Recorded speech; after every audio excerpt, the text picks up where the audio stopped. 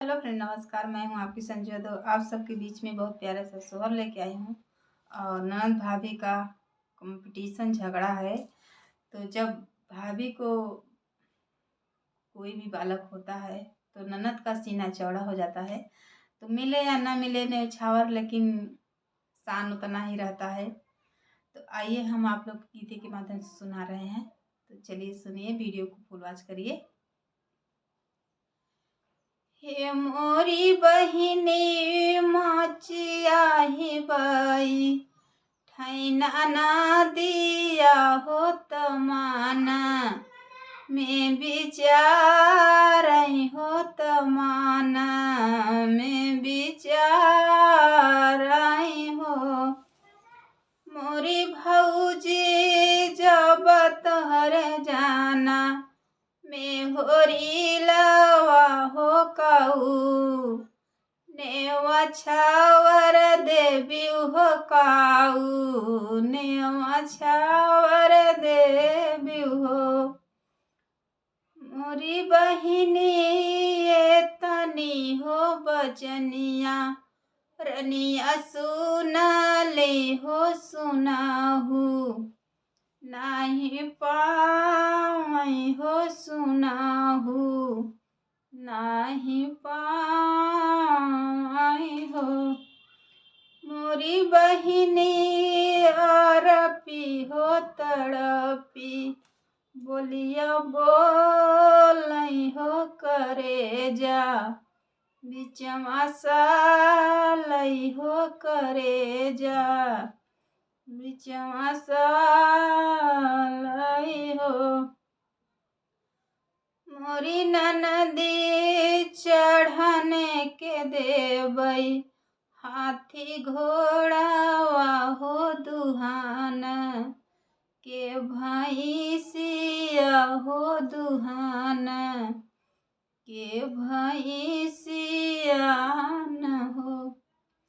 मोरी ननदी ओही चढ़ी जइबू, तू ससुरवा हो लवटी के, नाही आईबू हो लवटी के, नाही आईबू हो। मोरी ननदी जान माई के बाटियू, तू बझिनिया हो देखत, दिनवा नाही बीतई देखत, दिनवा नाही बीतई हो।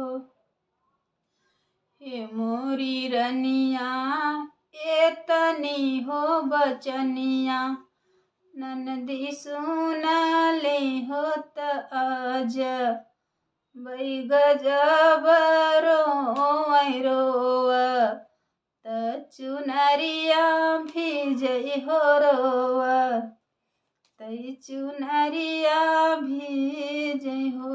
मोरे बिरना फिर से तू डोली, या फनावत हो कहारवा, लगवावत हो ससुरु, घरे जाबई हो लवटी के, नाही आईबई हो लवटी के, नाही आईबई हो।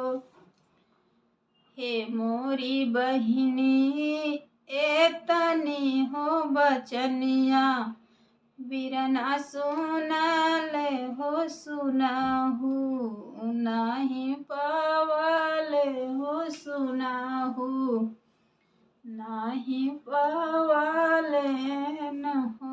मोरी बहिनी बन जाबै जोगी, या फकीरवा हो लवटी के, नाही आईबई हो लवटी के, नाही आईबई हो।